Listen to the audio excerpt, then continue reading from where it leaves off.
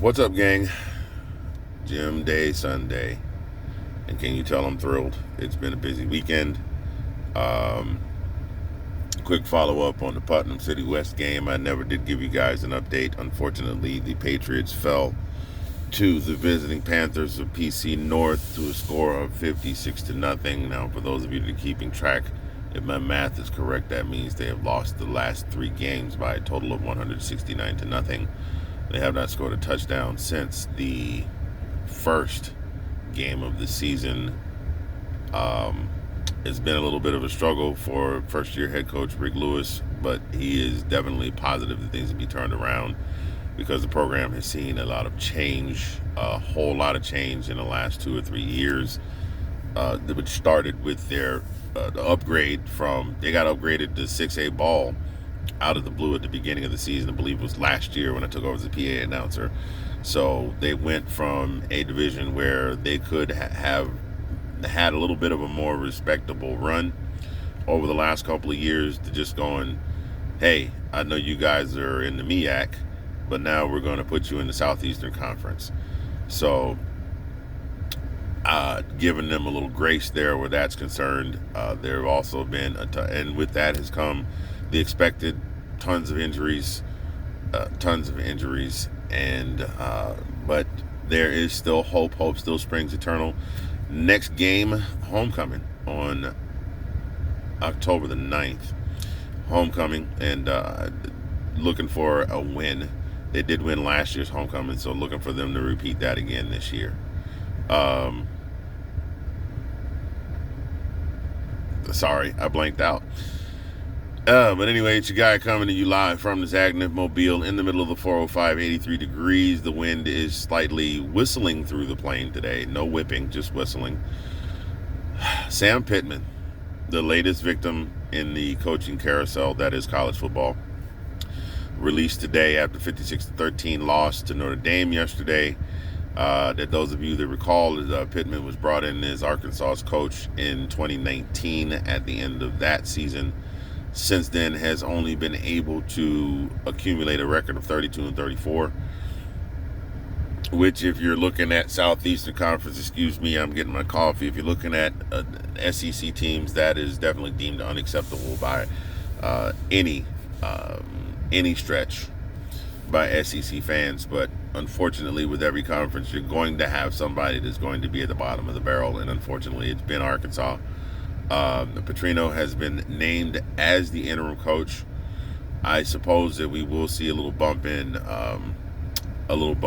enthusiasm and gameplay.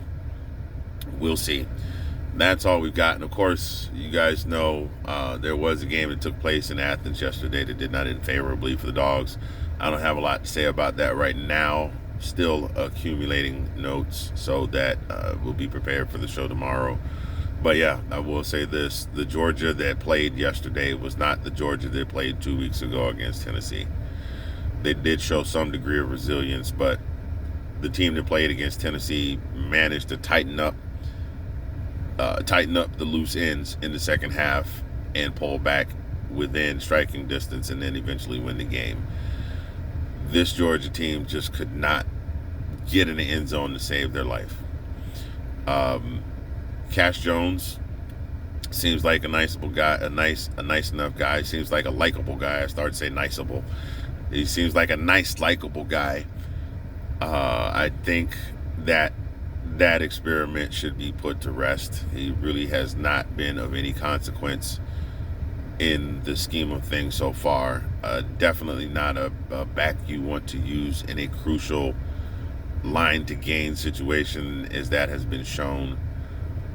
Did show flashes of brilliance against the cupcake teams that Georgia normally plays at the beginning of the year, but those are the cupcake teams. When it comes to actual performance, when you're playing the big boys, he doesn't really have a good resume. So time to put that to bed. That's about it. That's all I've got for now. I will get back with you guys later this evening. Right now, it is my understanding as I turned the radio off that Atlanta was winning 17-7 over the Commanders.